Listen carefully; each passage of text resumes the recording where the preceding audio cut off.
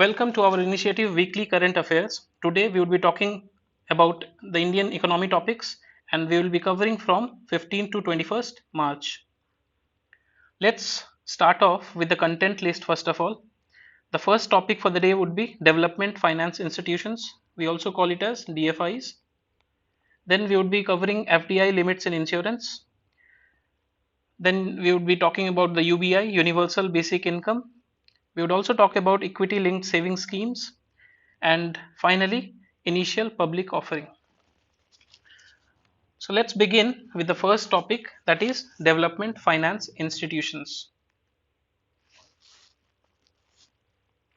First of all, as we always do, why is it in news? So recently what happened was the cabinet approved a detailed proposal for setting up a new development finance institutions in India under the name of National Bank for Finance Structuring and Development, NABFID, whatever you may call NABFID or NABFID.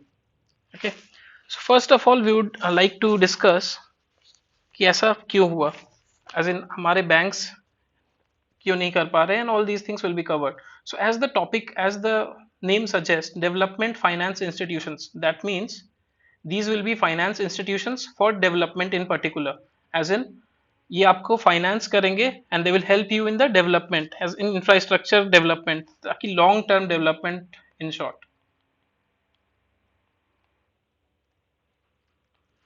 ठीक है.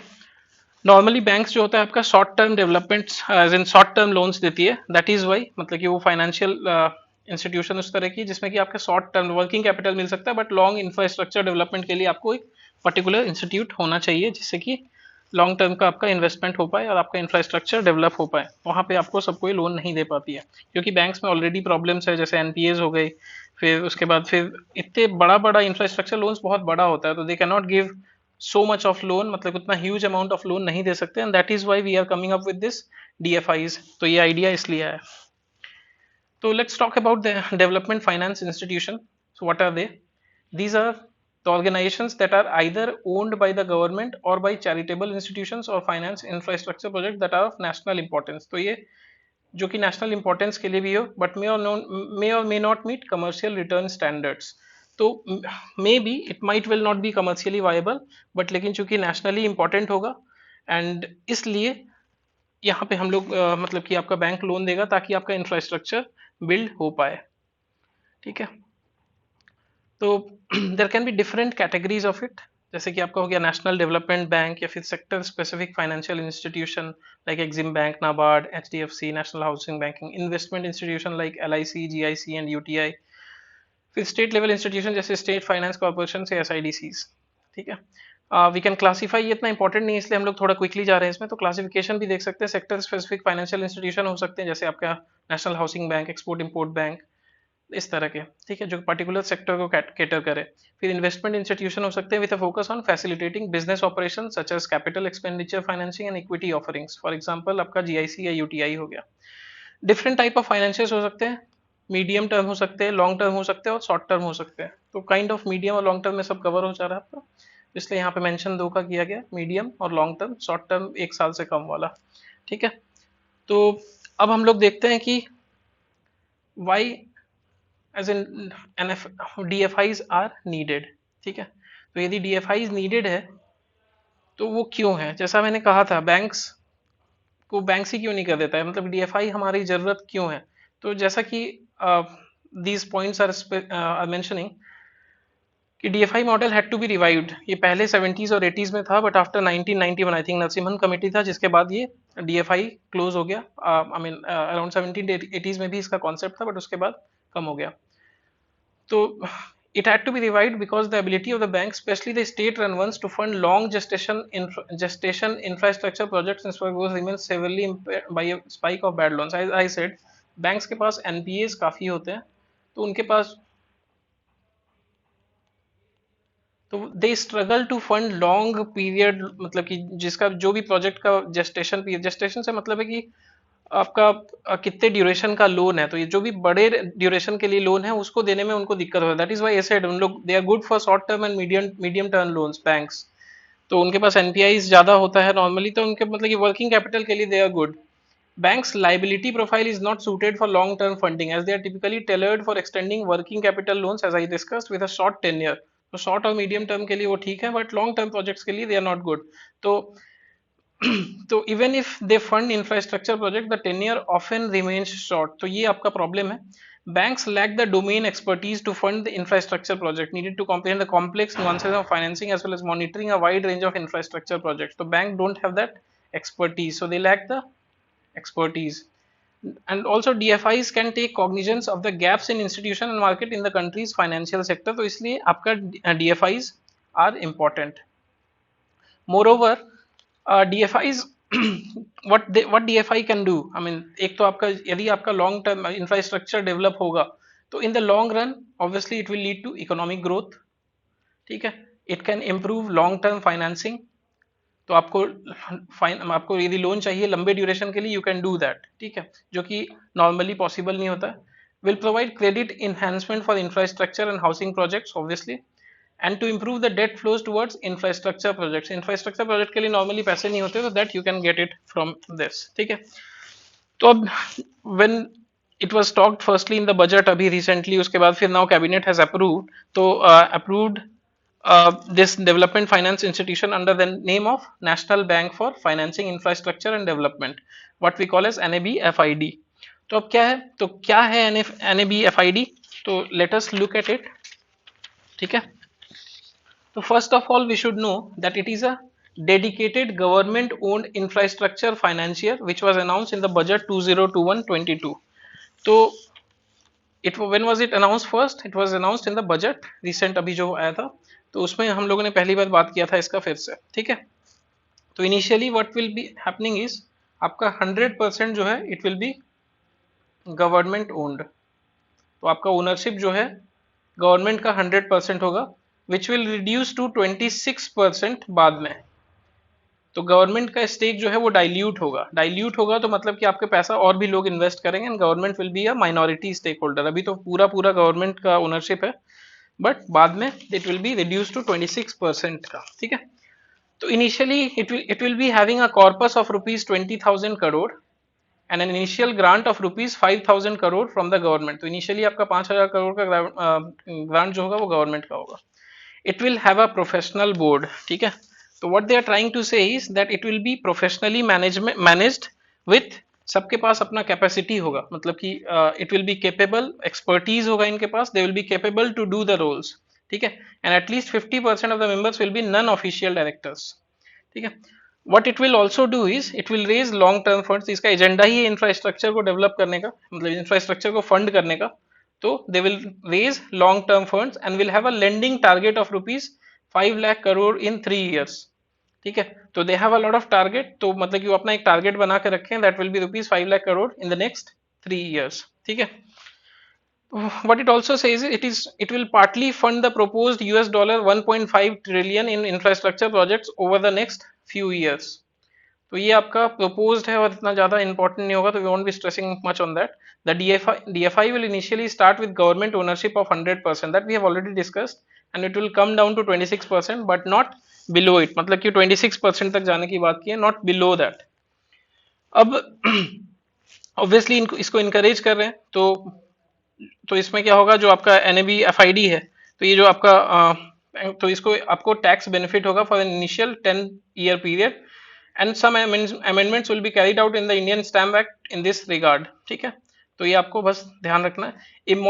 Emoluments will be market driven to attract the best talent and a higher age limit and a longer tenure for managing directors. तो ये ऐसा क्यों कर रहे हैं?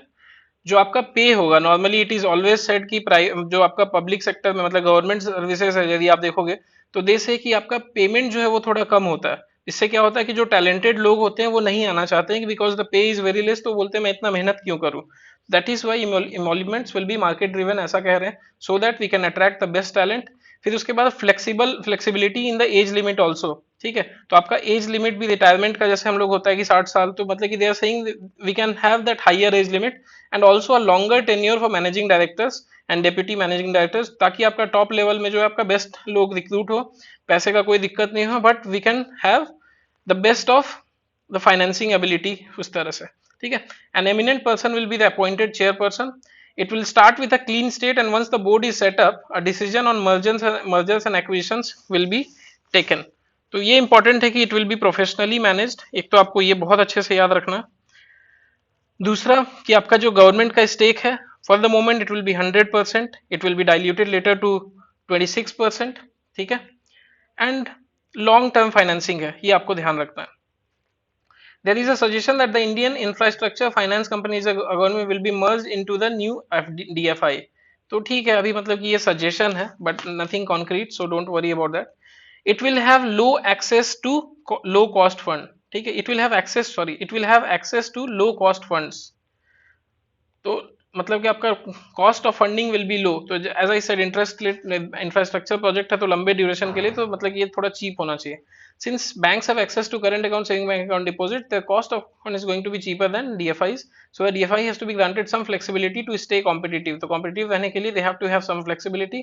Otherwise, as witnessed in the past, DFIs like IDBI और ICICI उनको banks में convert कर दिया गया था because they were unable to stay afloat उस तरह से। तो इसलिए funding should be low cost, ठीक है। अब let's look at the significance of NABFID. So it is expected to bring big pension funds and sovereign funds, and also will be provided certain securities by the government so that the cost of funds will also come down. तो ये आपका important part है। जो sovereign wealth funds है और pension fund है, which typically bring in patient capital like long term capital, are expected to invest in the DFI to take advantage of the incentives. तो incentive का advantage लेने के लिए sovereign wealth fund या pension fund they can bring in long term capital, ठीक है। It will be able to leverage initial capital and draw funds from various sources, which will have positive impact on the bond market. अब इसमें bond market तो deepening of bond market, which is not so deep in India, ठीक है। It is envisaged to play a catalytic role in funding projects under the ₹111 lakh crore national infrastructure pipeline, ठीक है। तो national infrastructure pipeline important है nation के लिए भी। तो इट हैज मतलब ऐसा बोल रहे हैं अंडर द ₹11 लाख करोड़, मतलब ये बड़ा प्रोजेक्ट आपका नेशनल इंफ्रास्ट्रक्चर पाइपलाइन। अब इसके अंदर more than 7,000 projects are listed, जो कि आपको करना है 2019-20 से 2024-25 तक, so that we can turn into a $5 trillion economy by 2025. तो obviously मतलब कि this is a big project. Later on, the government will provide for setting up of such institution by private entities as well, which will contribute. Obviously मतलब कि यदि उसका stake dilute होगा तो private ownership will increase. So government का यदि 100 से 26 आया तो obviously private ownership will increase, which will contribute towards deepening the country's corporate bond market for infrastructure. तो borrow करेंगे तो obviously bond देंगे, तो that is what is saying कि bond market आपका strong होगा, ठीक है। Moving on to the next topic. Next topic is about again FDI limits in insurance. तो इसमें बहुत ज़्यादा कुछ बताने को तो नहीं है as far as your UPSC is concerned. तो अभी रिसेंटली क्या हुआ था, इंश्योरेंस अमेंडमेंट बिल 2021 पास हुआ था राज्यसभा में। तो they have amended this insurance act of 1938 का था। तो ऑब्वियसली इंश्योरेंस अमेंडमेंट के बेनिफिट्स भी होंगे, इसमें क्या है बिल में, तो वो सब हम लोग देख लेते हैं। तो first of all let's look at the key provisions. तो अभी न्यूज में इसलिए था क्योंकि ये राज्यसभा में पास हुआ as I mentioned. And now let's look at the key provisions of insurance amendment bill 2021। तो पहला तो जो सबसे इंपॉर्टेंट पार्ट है, जो आपका increase the maximum foreign investment in insurance company from 49% to 74%। अभी क्या है आपका 49% है, अब हो जाएगा 74%। मैक्सिमम फॉरेन इन्वेस्टमेंट की बात हम कर रहे हैं। तो ये क्या कर रहा है, आपका control and ownership bye foreign investors को इंक्रीज करता है, ठीक है। हाउएवर सच फॉरेन, लेकिन अब इसमें ऑब्वियसली यदि ओनरशिप आपका फॉरेन इन्वेस्टर्स को अलाउ कर रहे हैं तो obviously they will have some control. तो अब वो क्या कर रहे हैं, they are saying may be subject to additional conditions as prescribed by the central government. तो obviously there will be some conditions जिसके बाद मतलब ओनरशिप को आप लोग एक्स्ट्रा कर पा रहे हो, मतलब कि 49% से 75% कर रहे हैं इन्वेस्टमेंट बाहर का। तो थोड़ा सा आपका क्लॉज जो है वो स्ट्रिक्ट हो जाएगा ताकि इंडिया इज मोर और less settled. Investment of assets की बात यदि करते हैं तो the act requires insurance to hold a minimum investment in assets which would be sufficient to clear their insurance claim liability. तो बोल रहा है कि आपको एक मिनिमम इन्वेस्टमेंट रखना पड़ेगा एसेट्स में, that would be sufficient to clear their insurance claim liabilities, ठीक है। दूसरा बात ये कहता है कि द इंश्योरर इज इनकॉर्पोरेटेड और डोमिसाइल्ड आउटसाइड इंडिया, मतलब यदि इंश्योरर है आपका कोई विदेशी, मतलब कि इंडिया में यदि वो रजिस्टर्ड नहीं, इनकॉर्पोरेटेड नहीं है, तो सच assets must be held in India in a trust and wasted with trustees who must be residents of India. तो मतलब वो आपका ट्रस्टीज जो कि रेसिडेंट्स ऑफ इंडिया उनके नाम पे होना चाहिए, ठीक है। The bill removes the explanation, तो ये इंपॉर्टेंट है, मतलब कि यहाँ पे देखिए the bill removes the explanation given in previous act that this will also apply to an insurer incorporated in India which at least 33% capital is owned by the investors domiciled outside India और 33% of the government body are domiciled outside India। तो इसे हटा दिया गया, तो that is what is important। Section 27 important इसलिए है कि no insurer shall directly or indirectly invest outside of India the funds of Indian policy holders।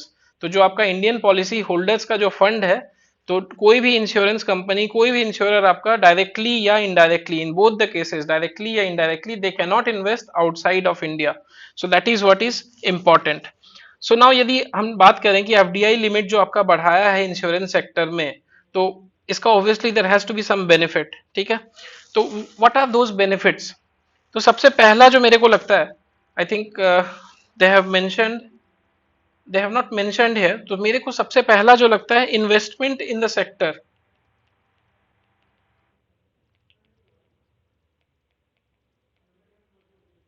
Increases, ठीक है। तो आपका जो इन्वेस्टमेंट इन इंश्योरेंस सेक्टर है वो आपका इंक्रीज करेगा, ठीक है। फिर ऑब्वियसली इन्वेस्टमेंट ज्यादा होगा तो आपके इनोवेशन ज्यादा होंगे, प्रोडक्ट ज्यादा हो सकते हैं, ठीक है। तो number of products, insurance product की मैं बात कर रहा हूं, तो नंबर ऑफ प्रोडक्ट्स आपके इंक्रीज करेंगे, ठीक है। तो दिस कैन बी एडेड, ठीक है। उसके बाद फिर यदि आपके प्रोडक्ट ज्यादा हैं, इन्वेस्टमेंट ज्यादा है, तो अब उसके उससे क्या हो रहा है, आपका कंपटीशन ज्यादा हो रहा है। तो यहाँ पे हम लोगों ने डायरेक्टली लिया, but we can add these 2 points also जो अभी मैं बताया। तो you can have greater competition, तो FDI would mean greater competition and thus better negotiated premiums for the end user. Obviously जब इन्वेस्टमेंट ज्यादा होगा तो इनोवेशन ज्यादा होंगे, प्रोडक्ट ज्यादा होंगे, that means you can have better product for the end users and that is where competition will increase. तो आपका जब कंपटीशन ज्यादा होगा तो you will as in the best product will survive, and उसके बाद फिर हम लोग ज्यादा कंपटीशन होगा तो मतलब कि that will be beneficial for the end user. Then the policy holders का जो आपका मनी है, that also will be safe। the policy holders money cannot leave Indian shores and need to be compulsorily invested in India as per section 27E, जो हम लोग अभी थोड़ा देर पहले बात कर रहे थे। तो आपका पॉलिसी होल्डर्स जो भी आपके इन्वेस्ट किए हैं, तो the money will be safe. Then also यदि आपके प्रोडक्ट ज्यादा है इस सेक्टर में इन्वेस्टमेंट, तो उसका जो इनडायरेक्ट बेनिफिट्स है, आपके न्यू एम्प्लॉयमेंट अपॉर्चुनिटीज है, यानी कि आपको एम्प्लॉयमेंट जनरेशन हो रहा है, एम्प्लॉयमेंट अपॉर्चुनिटीज बढ़ रहे हैं। तो the public sector insurance firms employ only over 7 lakh persons while the private sectors have more than 23 lakh employees and agents. तो जब ये ओपन होगा तो ऑब्वियसली एम्प्लॉयमेंट अपॉर्चुनिटीज जनरेट होंगे। Since the sector was opened up in 2000 by allowing 26% FDI, there has been a growth in the number of companies, insurance penetration and jobs, ठीक है। तो आप बता रहे हैं कि जब 2000 में 26% एफडीआई अलाउ हुआ था, तो there was a growth in the number of companies, insurance penetration और जॉब, ठीक है।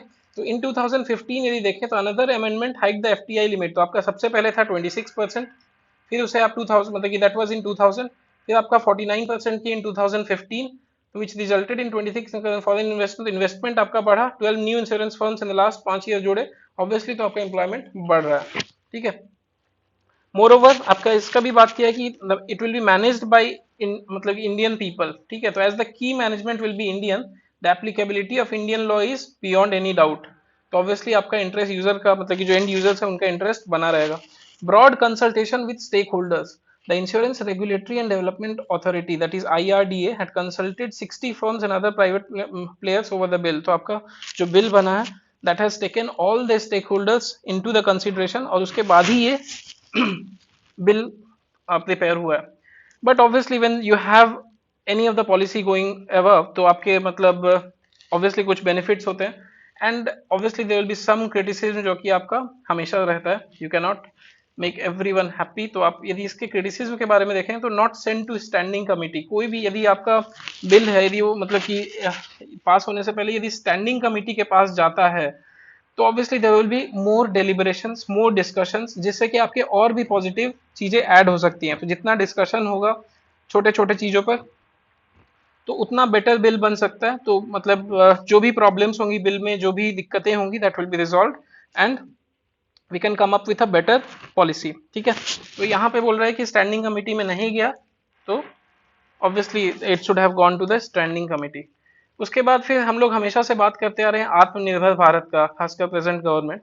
तो व्हाट हैपेंस इज, यदि एग्जाम में ऐसा नहीं लिखेंगे कि प्रेजेंट गवर्नमेंट और पास्ट गवर्नमेंट, बट मेक मतलब हम लोग अभी बात कर रहे हैं आत्मनिर्भर भारत की।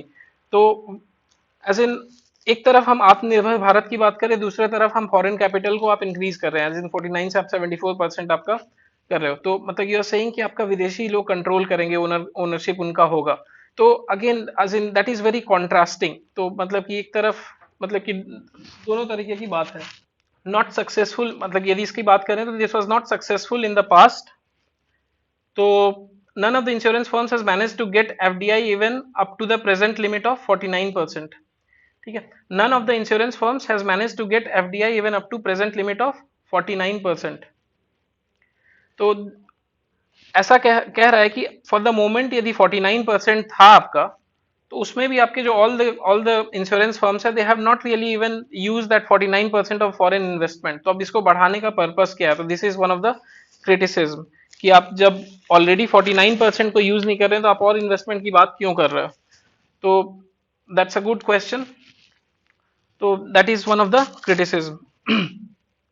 फिर grand clearance sale of national asset, as पर the opposition, as in they are saying that this much high impetus on privatisation, बोल रहे हैं कि आप इतना प्राइवेटाइज करोगे that is detrimental for nation and public assets build assiduously over the years. इतने सालों की मेहनत को आप अचानक से प्राइवेटाइज कर दोगे, that is not good for the economies health, the countries health.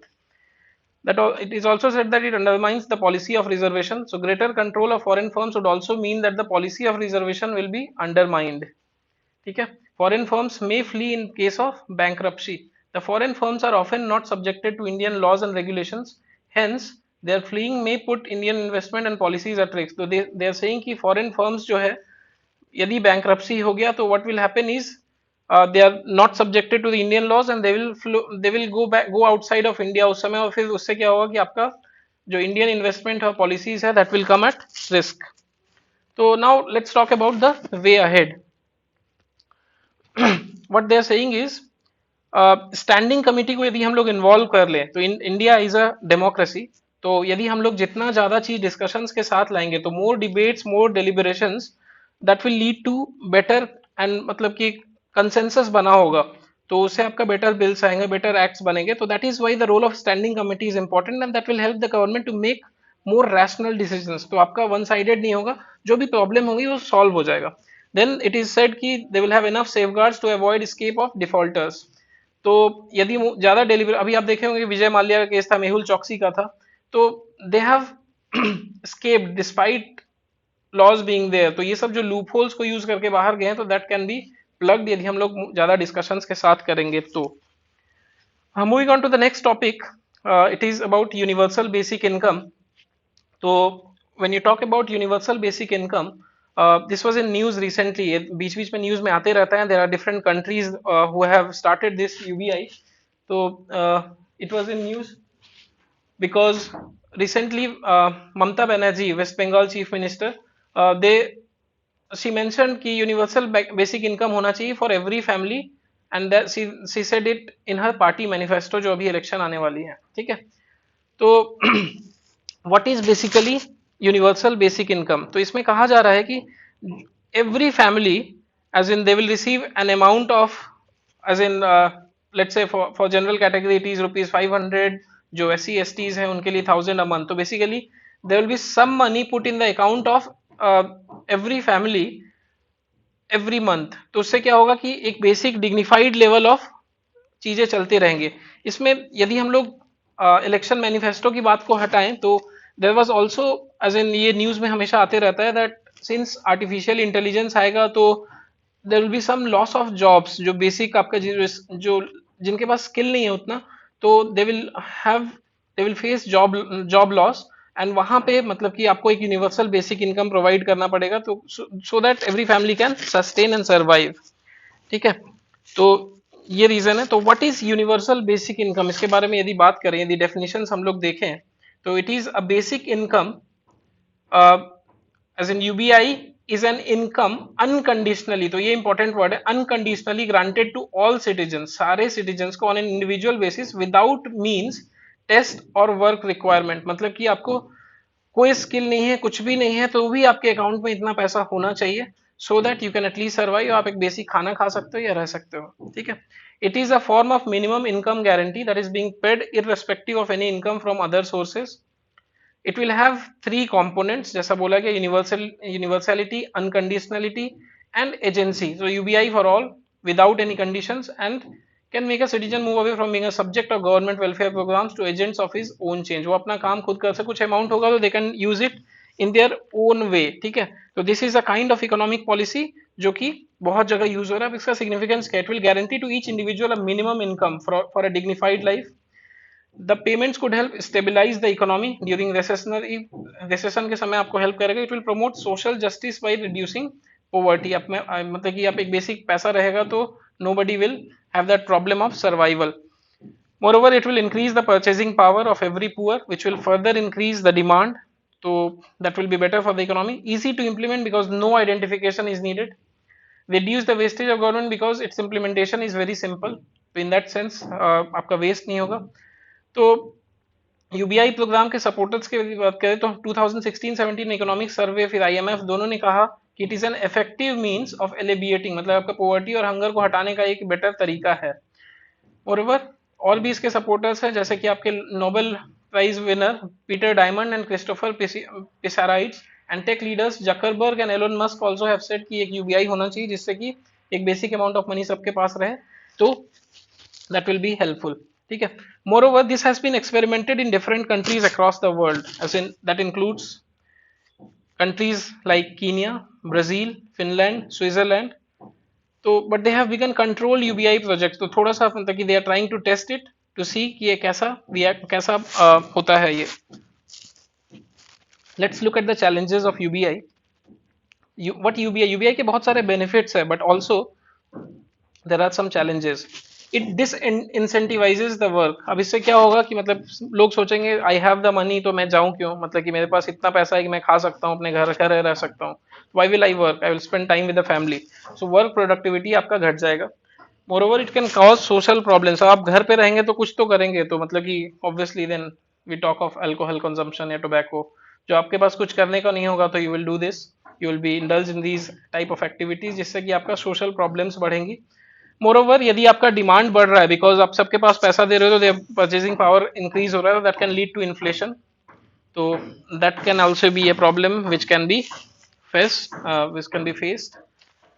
तो what are the suggestions? Basically UBI should be made universal first across the easily identified. तो आपका बोल रहा है कि पहले आइडेंटिफाई करो वल्नरेबल ग्रुप्स को, उनके लिए यूनिवर्सल करो, not for everyone, like widows, old people, pregnant women, इन लोग के लिए करना चाहिए।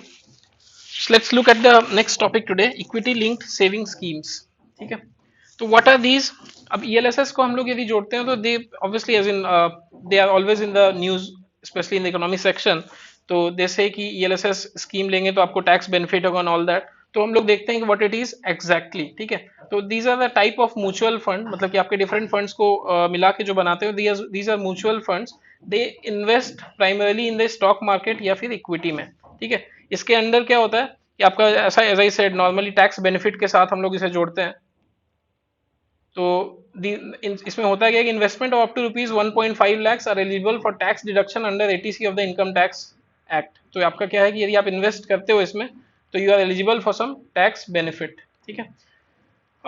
ऑब्वियसली यदि आप इन्वेस्ट करोगे तो आप बोलोगे इसमें ही क्यों इन्वेस्ट करें, तो इसमें एक इंपॉर्टेंट पार्ट है कि शॉर्टेस्ट लॉक इन पीरियड है, 3 साल का ही लॉक इन पीरियड है, विच इज वेरी गुड। तो it is considered to be a good lock in period for any saving scheme, तो इसलिए लोग इसे प्रेफर करते हैं।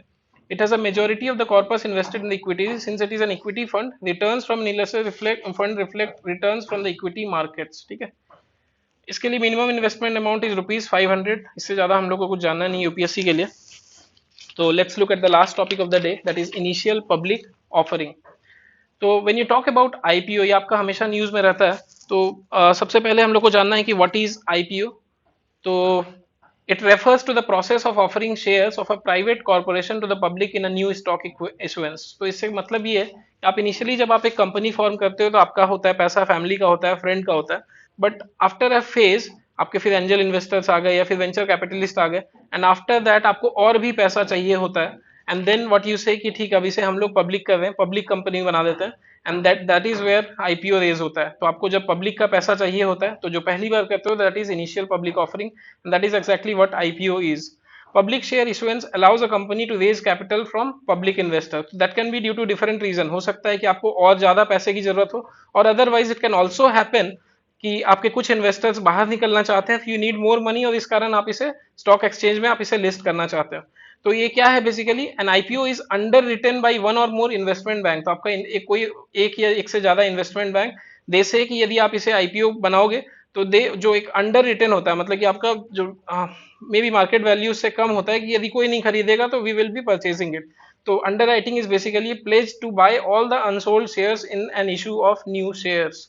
ठीक है, through this process a privately held company is transformed into a public company as we discussed.